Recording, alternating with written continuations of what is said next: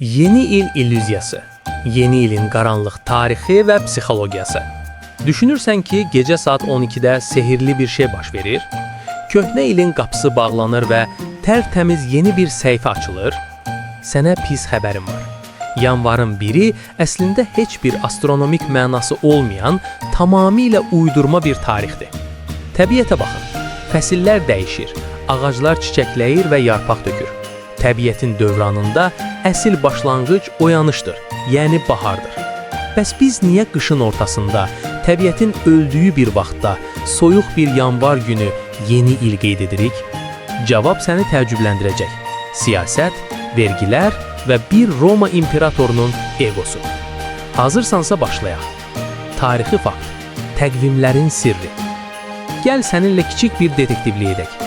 İngilis dilini bilirsənsə və ya ayların latınca adlarına baxsan, qəribə bir uyğunsuzluq görəcəksən.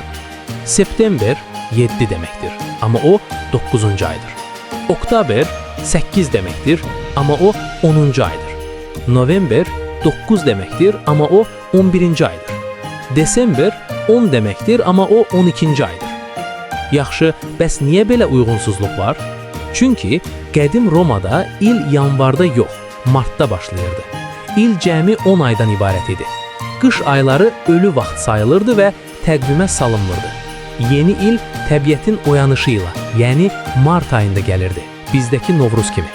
Amma qədim Roma imperatoru Yuli Sezar hər şeyi dəyişən adam oldu. Eramızdan əvvəl 46-cı ildə o yanvar və fevral aylarını təqvimə əlavə etdi və siyasi səbəblərdən yeni konsulların, yəni rəhbərlərin işə başlama vaxtına görə ili yanvarın 1-inə çəkdi. Yəni bugün qeyd etdiyimiz bayram əslində Roma bürokratiyasının vergi yığmaq üçün təyin etdiyi bir gündür. Araşdırma. Milad və yeni il eyni şeydir. Yeni il xristian bayramıdır. Burada çox vacib bir qarışıqlığı da həll edək. Bizdə çox vaxt yeni ili Milad bayramı, yəni Christmas ilə səhv salırlar. Hətta bəziləri deyir ki, bu xristian bayramıdır, biz niyə qeyd edirik? Gəlin faktlara baxaq. İlin məhz yanvarda başlamasının dinlə heç bir əlaqəsi yoxdur. Çünki cəmiyyətdə ən böyük səhv məhz burada baş verir. Çoxları elə bilir ki, biz yeni ili qeyd edəndə əslində İsa Peyğəmbərin doğum gününü qeyd edirik. Gəlin bu mifi də dağıdaq. Xristian aləmi İsa Peyğəmbərin doğum gününü, yəni Milad bayramını, yəni Christmas'ı 1 yanvarda yox, 25 dekabrda qeyd edir. Bəs 1 yanvar nədir? Dini təqvimə görə bu tarix İsa Peyğəmbərin doğumundan düz 8 gün sonraya düşdüyü üçün sünnət bayramı sayılır. İsa Peyğəmbər Yəhudi olduğu üçün Yəhudi adətlərinə görə doğulduqdan 8 gün sonra, yəni 1 yanvarda sünnət olunub. Ona görə də kilsə təqvimində 1 yanvar İsa'nın sünnət bayramı kimi qeyd olunur. Yuxarıda dediyim kimi, 1 yanvarın ilin başlanğıcı olması isə İsa Peyğəmbərdən əvvəl bütpərəst Roma dövründə Yuli Sezar tərəfindən təyin edilib. İlin məhz yanvar ayında başlamasının səbəbi din deyil, mifologiyadır. Yanvar ayının adı latınca Januarius'dan, yəni Roma tanrısı Janus'dan gəlir. Janus, qapı və başlanğıc tanrısı idi. Onun heykəllərinə diqqətlə baxın. 2 üzü var. Biri keçmişə baxır, digəri gələcəyə. Sezar məhz bu simvolikaya görə ili yanvarla başlatdı. Qədim Romalılar düşünürdü ki, ili bu tanrının ayı ilə başlasalar, keçmişin yükünü atıb gələcəyə təmiz qapı açacaqlar. Yəni dostum, 31 dekabrda partlatdığın o fişəngin dinlə yox, qədim Romanın bu iki üzlü tanrısı və Sezarın siyasi qərarı ilə əlaqəsi var. Bu sadəcə astronomik və riyazi bir keçiddir. Şaxta baba, yolka və qar qız. Bəs bu bayramın aktyorları hardan gəlir? Niyə məhz şam ağacı? Şaxta baba kimdir və qar qızın əsl hekayəsi nədir? Cavab maraqlıdır. Yolka Almanlardan, Santa Claus Türkiyədən, Amerikadan, qar qızı isə Rusiyadan, SSR-dən gəlib. Biz də bunların hamısını qarışdırıb gözəl bir bayram süfrəsi açırıq. Birinci, şam ağacı, yəni yolka, Almanların həyat simvolu. Əvvəla yolka, bunun da dinlə birbaşa əlaqəsi yoxdur. Qədim bütpərəst xalqlar, xüsusilə Germanlar və Skandinavlar, qışda bütün təbiət öləndə yeganə yaşıl qalan ağac kimi küknara və şam ağacına sitayiş edirdilər. Bu onlar üçün ölümsüzlük simvolu idi. Sonradan 16-cı əsrdə Almaniyada bu ağacı evə gətirib bəzəməyə başladılar. yəni evində qurduğun o ağac əslində qədim bir təbiət ayinidir. Bəs Şaxta baba Laplandiyadan gəldiyini düşünürsən? Xeyr, onun prototipi Müqəddəs Nikolaydır və o, müasir Türkiyə ərazisində Antalya vilayətinin Demre, Mira şəhərində yaşamış bir keşişdir. Rəvayətə görə o kasıb uşaqlara gizlicə kömək edər, pəncərədən kisələr atardı. Bugün də Müqəddəs Nikolay kilsəsi Antalya vilayətinin Demre rayonunda Kaş və Finike şəhərləri arasında yerləşir. Bəs niyə bugün biz onu qırmızı geyimli, kök və güləriz qoca kimi tanıyırıq? Bu imici böyük ölçüdə 1931-ci ildə Coca-Cola şirkəti öz reklamları üçün formalaşdırıb. Yəni bugün sevdiyimiz o baba obrazı biraz da marketinq məhsuludur. 3. Qarqız Sovet İttifaqının icadı. Və gəldik ən maraqlı məqama. Qarqız. Fikir vermisinizsə, Amerika filmlərində Santanın yanında qız nəvəsi yoxdur, elflər var. Bəs qarqız hardan çıxdı? Qarqız sırf Slavyan mifologiyasına və Sovet dövrünə aiddir. 1930-cu illərdə Sovet İttifaqı dini bayram olan miladı, yəni Christmas'ı qadağan etdi və əvəzinə yeni ili yaratdı. Şaxta babanın yanına uşaqlarla daha yaxşı ünsiyyət qursun deyə Slavyan nağıllarından götürülmüş Qarqız obrazını əlavə etdilər. Yəni Qarqız bizim coğrafiyaya xas olan sonradan uydurulmuş bir personajdır.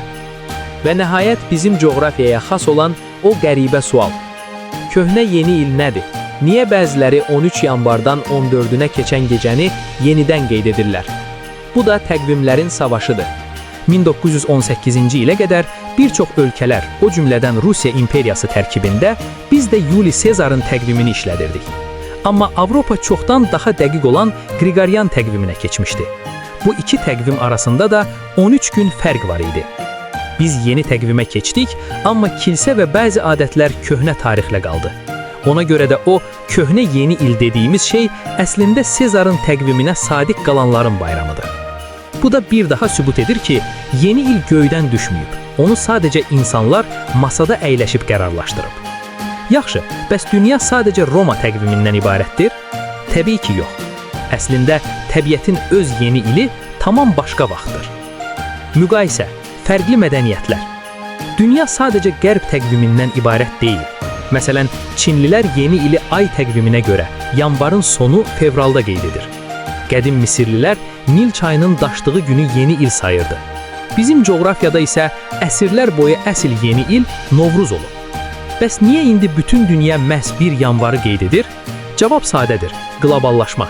Ticarətin, saatların və bank sisteminin eyni işləməsi üçün dünyanın vahid bir sıfırlama nöqtəsinə ehtiyacı var idi. Və qazanan Qriqoryan təqvimi oldu. Psixologiya, təzə başlanğıc ehtiyacı. Tarixi qoyaq kənara. Bəs biz niyə bugünü bu qədər sevirik? Niyə məhz yeni ildə hədəflər qoyuruq? Psixologiyada buna fresh start effect, yəni təzə başlanğıc effekti deyilir.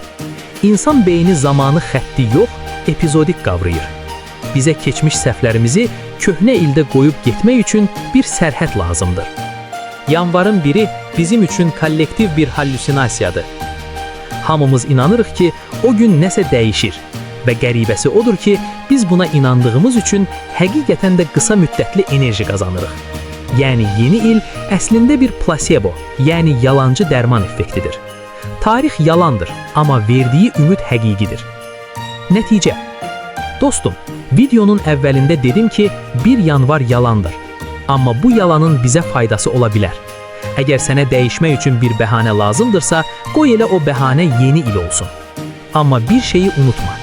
Dəyişmək üçün Sezarın təqvimini gözləmək məcburiyyətində deyilsən. İlin dəyişməsi yerin günəş ətrafında dövrəsidir.